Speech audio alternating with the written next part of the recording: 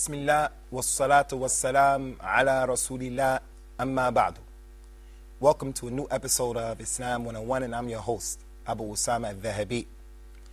Today, inshallah, we're going to deal with some of the many misconceptions that people have about the religion of Islam. And when I mention people, I'm talking about Muslims and non-Muslims alike. We're not just talking about the non-Muslims. They have quite a few misconceptions, but also our brothers and sisters from the religion have some misconceptions, some of which may render a person's Islam null and void. In particular, those Muslims who are liberal, who believe all of the spokes lead to the center. Everyone's religion is okay. We're brothers to everyone. The rainbow coalition type Muslims. So we want to deal with some of these issues, inshallah, maybe about 5 or 6, hopefully, if time permits. The first one that we want to deal with is the concept that some people believe, and they say that Islam was spread by the sword, and that Islam, in particular the Quran, it orders with terrorism, orders us to wage campaigns in which we terrorize other people because they're not Muslims. And people even claim that the verses of the Quran clearly suggest this and state this by using words like terrorize. There is an ayat or a verse in the Quran that is called Ayatul Sayf, the verse of the sword, no doubt. And that verse has abrogated more verses than any other verse of the Quran. And part of what that verse says is, فَقْتُلُ الْمُشْرِكِينَ حَيْثُ وَجَدْتَمُوهُمْ. Kill the polytheists wherever you may find them. It does say that. And we'll come back and we'll explain it, inshallah, because it's a misconception. There's another verse that the people draw to your attention that say that Islam, they say Islam is ordering with terrorism. And that is the statement where Allah subhanahu wa ta'ala told the Muslims in the Quran, وَأَعِدُّوا لَهُمْ مَسْتَطَعْتُم مِّن قُوَّةٍ وَمِن رِبَاطِ الْخَيْرِ تُرْهِبُونَ بِهِ عَدُوَّ اللَّهِ وَعَدُوَّكُمْ. Prepare whatever you can prepare, O Muslims, from your strength and your power, and from the strong horses and the steeds from the horses, so that you can turhibuna bihi, so that you can strike terror into the hearts of Allah's enemies and your own enemies. So this word turhibun, this verb, comes from the word irhab, or terrorist. Terrorism comes from that word, no doubt about it. Concerning this point, we're going to very quickly try to explain it very quickly. As it relates to the ayat of as-sayf, the verse of the sword, this verse has been misunderstood by many people, and we'll try to explain it by giving you the backdrop of what happened during Prophet Muhammad's time. Prophet Muhammad came to his people in his environment, and he started to call them to al-Islam in Mecca. And he had a few followers, and they were weak, and they were oppressed, and they were being persecuted and punished by the non-Muslims.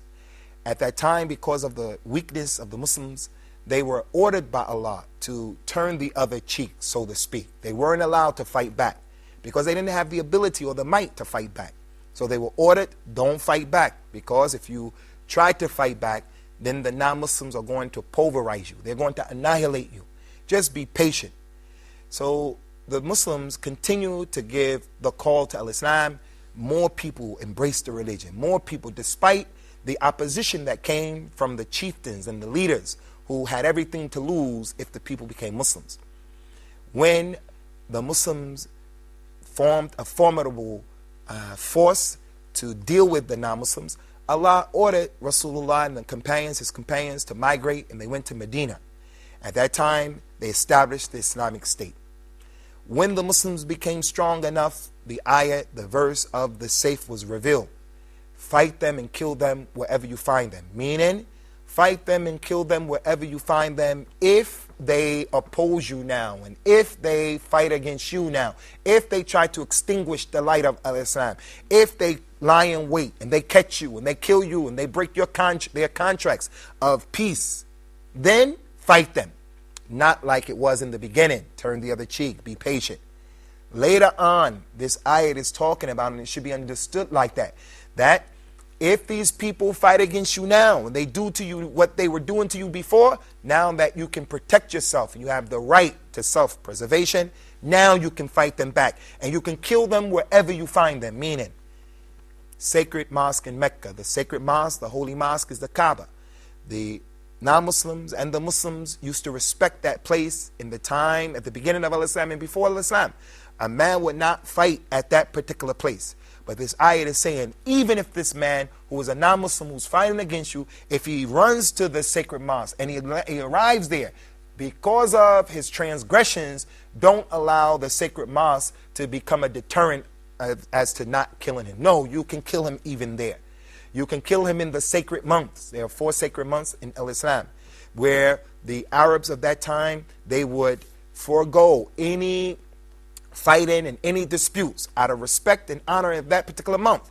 But those non-Muslims, they used to fight the Muslims in that month. So the ayat or the verse is saying, if they fight you in that month, then you fight them back. That's the understanding of the verse. And it's similar to any one of us. I live in America, and in America we have laws that protect us. I'm in my home. If anyone trespasses and he comes into my home, I have the right to bear arms. If someone comes into my home, inside of my home, and he tries to bring harm to me or my family, and I took the appropriate actions and I use lethal force to protect myself and my family, nothing is going to happen to me in a court of law in America. If I go out and I initiate the violence, then I'm in trouble. But if he comes into my home, then I will be protected under the law. In certain states in America, especially the southern states, they give people the right to carry concealed weapons. Texas, Florida, and Philadelphia, you can carry a concealed weapon, a real gun. You can carry it around and no one sees it. If someone on the outside of your home, if someone comes and they try to do you harm, try to do your family harm, and you protected yourself under the law in America, you are protected by the law. So it's the same concept in the religion of Islam. So can anyone come and say now that in America the law is encouraging people to go around and kill everyone? No. What happened in Columbine with those young students who are disenfranchised in the school, and they went to the school and they started indiscriminately killing other students. We cannot say that that is the law of America. That's what a group of people did on their own. So as it relates to Islam, it's the same thing. People want to go and they want to blow this one up. They want to kill that one. This is what we find a few people from the Muslims doing, and we do not deny that. But our religion does not allow that. The Prophet ﷺ had a companion. A group of them went on an expedition, and when they arrived to the particular town that they were going to fight, they killed all of the people in the town, the old men, the old women, and even the children. When Rasulullah ﷺ, Prophet Muhammad, when he came to the town, he saw that the innocent people were killed, the old men and the old women. He said, Sallallahu Alaihi Wasallam, Allahumma inni bari'un mimma sana'a Khalid. Oh Allah, I'm free from what Khalid ibn Walid did here today. And then he told the people, do not kill old people. Do not kill children. Do not kill women. Do not kill the innocents. That's our religion. So just as Rasulullah ﷺ disconnected himself from the action of his companion, we disconnect ourselves from the actions of certain Muslims who oppress people and kill people unjustly. They kill them unjustly. But again, we don't apologize for what our religion is saying in terms of waging war, defending yourself. Everyone has the right for self-preservation. So that is the understanding of that particular ayah. Another misconception that many people have is the misconception that Islam is a religion for Arabs. I don't want to be a Muslim because this is a religion of Arabs. Well, this is the furthest thing away from the truth, because the vast majority of people are not Arabs. Right here, we have 4 Muslims. And from the 4 Muslims, only one of them is an Arab. So 25% of the representation of Islam here is Arab. And that's how it is in the Muslim world. Indonesia, where my brother Noor comes from, he comes from Jakarta, Indonesia, they have over 180 million Muslims. It is the most populated Muslim country in the world. 180 million Muslims. And then we have Muslims from Africa, and we have Muslims from Asia, we have Muslims all over the world, and the Arabs are the minority. So that is not a true depiction of the actual demographics of the religion in terms of who's a Muslim and who's not a Muslim, in terms of the Arabs are the majority of the Muslims. Another misconception as it relates to the Muslims is this concept that some people have that I can only take the Quran and nothing other than the Quran. And they actually use the Quran. وَمَنْ لَمْ يَحْكُمْ بِمَا أَنزَلَ اللَّهِ فَأُولَٰئِكَ هُمُ الْكَافِرُونَ. Whoever doesn't judge by what Allah revealed in the Quran, they are the disbelievers. And that's why we say to the Muslims, and we say to anyone who's watching this program and you're a Muslim, you cannot understand this Quran based upon your own desires. Nor should you understand the Quran based upon your madhab. Nor should you understand the Quran based upon what your people in your country do or your culture. This Quran has to be understood by the way the companions of Rasulullah understood the Quran. It was revealed on them and because of the circumstances that they were dealing with. So when we want to read about the tafsir of the Quran, the explanation of the Quran, we refer back to what they had to say. We refer back to what they mentioned to us. That's the correct understanding. Other than that, it has to be rejected, no matter who it is. So as it relates to that particular verse, those people who say that we only take the Quran and we don't take anything other than the Quran, we don't take the Sunnah, even if the hadith is mutawatir. There are many narrations. Even if the hadith is in Sahih Bukhari and Muslim, the two most authentic books of hadith that have collected the hadith of the Prophet, they say we don't accept it, we only take the Quran. The person who says this, in essence, he is a kadhab. He's a pathological, chronicle liar. Because if you only took the Quran, and the Quran is the kalam of Allah, if you only took the Quran and you looked for guidance in only the Quran, you are not going to know how to make the prayer of the Muslims. You are not going to know how to give the zakat of the Muslims. You are not going to know how to fast correctly in the month of Ramadan. You're not going to know about eating before the Fajr time. You're not going to know about how and when to break the fast. You're not going to know about the miswak and all of those issues that are connected to Ramadan. You're not going to know about the salat of at-tarawih, the nighttime prayer in Ramadan, because all of those issues are not mentioned in the Quran. He would not know how to make the Hajj, what we do at Mina, what should we do at Arafat, what should we do at Muzdalifah. We will not have a concept of the 3 different types of Hajj that you can even make, the details of the 3 different distinct and unique types of pilgrimage that the Muslim can make. So, the person who says we only want the Quran, he is lying and he's being duped by a shaitan. He doesn't know how to welcome the newborn child. He doesn't know how to bury the dead. He doesn't know how to practice his religion. So we're going to stop here, inshallah, and then when we come back, we're going to deal with the questions and the concerns of our students and our guest here, Peter, inshallah. I know that he always has something to say, and we're looking forward to seeing you, inshallah, and having you to view and to tune in to the second episode of some of the misconceptions about Al-Islam. Islam 101.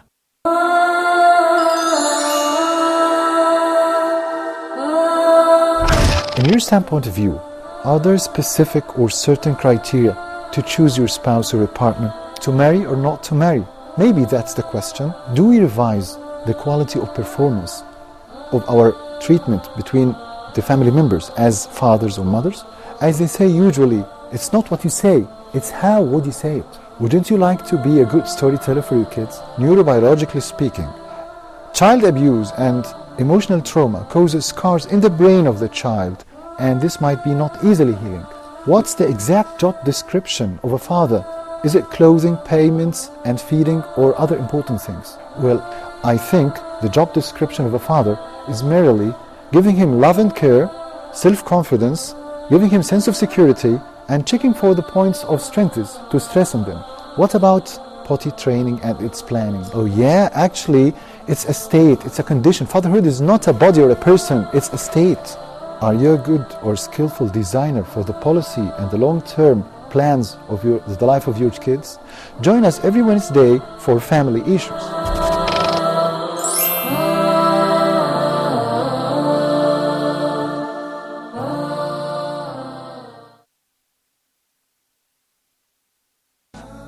Islam 101. Welcome back to Islam 101, and I'm your host, Abu Usamah Adh-Dhahabi. We're going to open the door now, inshallah, for the students to ask their questions or to make their comments concerning this issue of the misconceptions that people have about the religion of Islam. So we'll start with Brother Nur al-Islam. Um, I'm from Indonesia, so I get in Indonesia Islamic liberal network. They say Islamic that Liberal Network? yes, they say that all religion are same and all religion are accepted by Allah. So I don't know, how can I explain to them that Islam is the only religion accepted by Allah? Concerning the liberals, whether it's in Indonesia and other than that, people have to stay in the middle course and they can't go to the extremes. We have those people who are extreme, Muslims who don't want to accept technology and they don't want to catch up with what's going on in the world today. They have a problem with learning other languages. They say that English is the language of the enemy, so they don't want to learn about anything that has to do with technology. This is not acceptable. This is an extreme. We're utilizing technology right now to do our best to spread Islam to the four corners of the world. If it wasn't for Allah and then this technology, we wouldn't be able to hit as many people as we're hitting right now with this explanation of this particular topic. Maybe I can do it in the UK, maybe I can do it in the USA, but my audience is going to be limited. Now look how many people are going to hear what we're saying right now due to technology. So that's an extreme. And the other extreme are those people who see the Muslims who think and act like that, and it causes them to go to the extreme. And it causes them to take the Quran and to take Islam, and they want to take the Quran and they want to put it behind their backs. They want to take the Quran and put it inside of the drawer, and they say that Al-Islam is not appropriate for this time. All of the spokes of the wheel lead to the center. This is a dangerous position to have. And may Allah protect all of us and our family members from falling into this, because this can be kufr. This can lead to disbelief, because it's making takdeeb of the Quran. It's denying what Allah has established in the Quran. Allah mentioned in the Quran, Inna ad-deen inda Allah al-Islam. Verily the religion in Allah's sight, the religion with Allah is al-Islam. It is not Christianity, it's not Judaism, it's not other than that. And Allah mentioned in another verse of the Quran, وَمَنْ يَبْتَغِي غَيْرَ الْإِسْلَامِ دِينًا فَلَنْ يُقْبَلَ مِنْهُ وَهُوَ فِي الْآخِرَةِ مِنَ الْخَاسِرِينَ. Anyone who chooses other than al-Islam as a religion, as a way, it won't be accepted from him. It won't be any other religion. So all of the spokes of the wheel do not lead to the center. The center meaning Allah's pleasure or the paradise. So how can a Muslim read the Quran and be liberal to that degree? La, this is not acceptable. This concept is a concept of disbelief. Rasulullah sallallahu alaihi wasallam was sent to everyone, and he said, there is not a Jewish man or a Christian man who hears about me and my religion is explained to him very clearly, and then he doesn't believe in me, except that he's going to be in the hellfire. We mentioned that not meaning to offend anyone, but the Christian, he doesn't care when he comes and he says, Jesus said this in the Bible, and God said if you don't believe Jesus is his only son. They're not apologetic about making those claims, and I'm going to go to the hellfire because I don't believe Jesus Christ. So why do I have to be apologetic? Rasulullah, he said, whoever hears about me from a Jew or Christian, and he knows what is clear, is explained very clearly, and he doesn't believe in me, then he will be from the people of the hellfire. So with this being the case, the Muslim who makes that statement, he's clearly a secularist Muslim, a person who doesn't have an iota understanding of the reality of the religion of al-Islam. So how can he say that a person who says that Allah is one, or Allah subhanahu wa ta'ala doesn't exist, how can he possibly say that all of the religions are okay and they're coming from the same source? How is that possible? لَقَدْ كَفَرَ الَّذِينَ قَالُوا إِنَّ اللَّهَ ثَالِثُ ثَلَاثَةٍ. Verily they have disbelieved those people who say that Allah is one of three. This is not an attempt to offend anyone. We're just making this point. How can a person profess to be a Muslim and he doesn't believe in those things? It's like a Christian person saying, I'm a Christian and I believe that al-Islam is the truth. Islam is okay. The other Christians are going to say, no, you don't really believe in Christianity. He's a Jewish person. He says, al-Islam is the truth. I'm a Jewish person, but Islam is the truth. The other Jewish people are going to say, then you're not really truly a Jew. And the Muslims, we say likewise, the Muslim who makes that statement, how are you going to include in the religion those people who Allah, the Most High, hasn't included? So liberalism, this type of liberalism is a danger. It is a danger. Okay, my man, Steve. My question, why the Muslim before praying, she washing his hand and she bow, and then she pray only from one side. Why? Maybe it should be on this side or this side or this side. Why she didn't pray like that? What do you mean on one side? On one side of the masjid or in one Yeah, direction? one side of masjid, yeah. Concerning why we make the ablution before we pray, it's because Allah ordered it in the Quran. O you who believe, إِذَا قُمْتُمْ إِلَى الصَّلَاةِ فَاغْسِلُوا وَجُوهَكُمْ وَأَيْدِيَكُمْ مِنَ الْمَرَافِقِ. O you who believe, if you want to make the prayer, then wash your faces and your hands up to the elbow. So Allah ordered that. And the Prophet of Islam, he showed us and he ordered it. So the ablution is a prerequisite for the prayer. And the first answer is because Allah ordered it in the last book that was revealed to mankind and Rasulullah showed us. The other thing is, as a Christian, and this is what I've been trying to say to you, my man, Steve, or Peter, as a Christian, if the Christian was reading his book, he will find that it has been mentioned in a number of places in the Bible that people would wash up before they prayed. It was mentioned in the Bible that people fell down prostrate on their heads when they prayed. It is depicted for you the picture of Mary, the mother of the mother of Jesus. She's depicted. How? When you see the pictures of Mary in my mother's house right now, there are pictures of Mary all around. How does she look? She looks like a Muslim woman. She has a head cover. She's dressed with all of that. It's your job and your responsibility, Peter, to say, where does that come from? Where does that come from? Why are they showing Mary like that? And why is it that my sister is dressed in another way? So those are the questions that I used to ask myself. I don't want to be a Christian just because my mother and my father made me a Christian. I want to be a Christian with the scholastic effort being put forth. I want to read what happened to this book, what's being said. And I think that's something that you should do. So we're going to go on to the next question. We'll deal with Muhammad's question. Yeah, my question, why in Islam can't a woman be an imam or to do the job of a judge? It's because of the weakness in them, or there is some another reasons or wisdom? The woman in Islam, she can be an imam and she can be a judge. She can be an imam, meaning a leader of the people in her own special way, like our mother Aisha was an imam. She was an imama, a leader of the people. But her being an imam doesn't mean that she has to come to the masjid and lead the people in prayer. Her being an imam or a judge, as she was, doesn't mean that she has to go to the office and sit on the before the people on the bench and hit the mallet and bring the court to order. No. They said about Aisha, Anas ibn Malik said, the men, the companions of the Prophet, we never differed about any issue in the religion. And then we took that issue that we differed upon to Aisha, except that we found the truth with her. She was the one who used to give verdicts. She was the one who used to explain the Quran. She was the one who used to say, this is from the Sunnah, this is from his practice, this is halal, this is haram, permissible, impermissible. She did that though how? From the confines and the privacy of her own home. She was a judge. She was an imama, a leader of the people. No doubt about that. So a woman, she can be an imama and a judge or a qadiyah in this sense. But in other than that, where she has to get out into the society and she becomes a judge who's going to sit before the men and so forth and so on, no. Prophet Muhammad described the woman in Islam and he said, Al-mar'atu awra. The woman is an aura. She's something that should not be seen.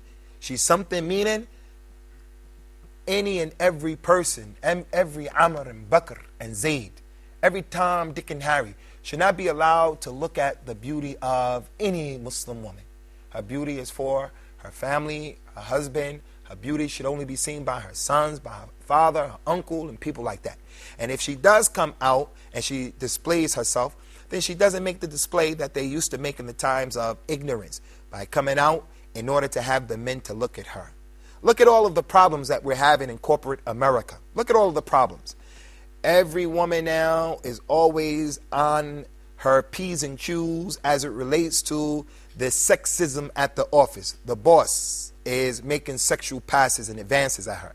Her co-workers are always trying to go out to have drinks with her. And when she goes out to have drinks, they slip a pill or a drug inside of her drink, ecstasy or other than that. And then what happens is we have date rape. She falls asleep and a man takes liberties with the lady. These are all problems that come as a result of people not recognizing the true position of the woman. In al-Islam, the place of the woman is in her home. وَقَرْنَ فِي بُيُوتِكُنَّ وَلَا تَبَرَّجْنَ تَبَرَّجَ الْجَاهِلِيَّةِ الْأُولَى. You women should stay in your homes. You should stay in your home. And do not make the display of the times of Jahiliyyah, the pre-Islamic times. But if she does come out because she wants to get educated in the university, this is permissible. It's highly recommended that there are a group of women who get educated to help our nation to rise up, to meet the challenges of what the future holds for us, inshallah. We don't want ignorant women. We don't want ignorant women. But they cannot do so in a situation or in an example in which they're compromising their honor or their religion. Akhi, amen. More people in Europe fight the Islam and say the Islam cannot fight the people. How can you change this idea? Islam came to fight the people. Oh.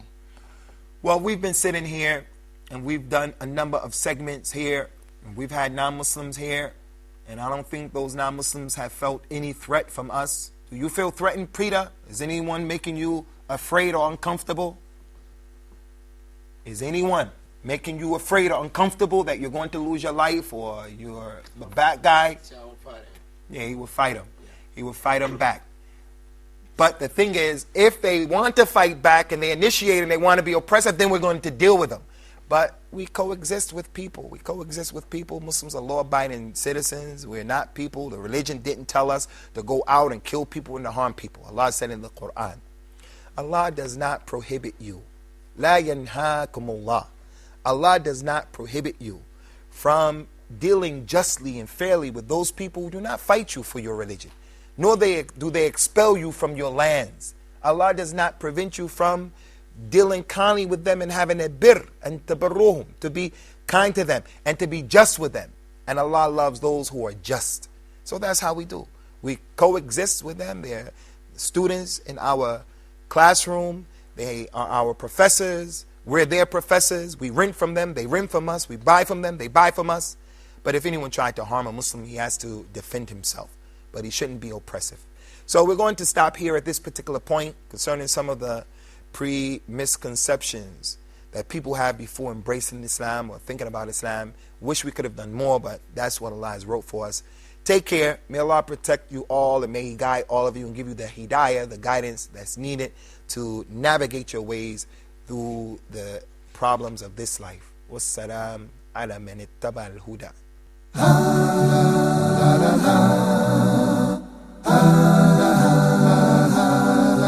Islam.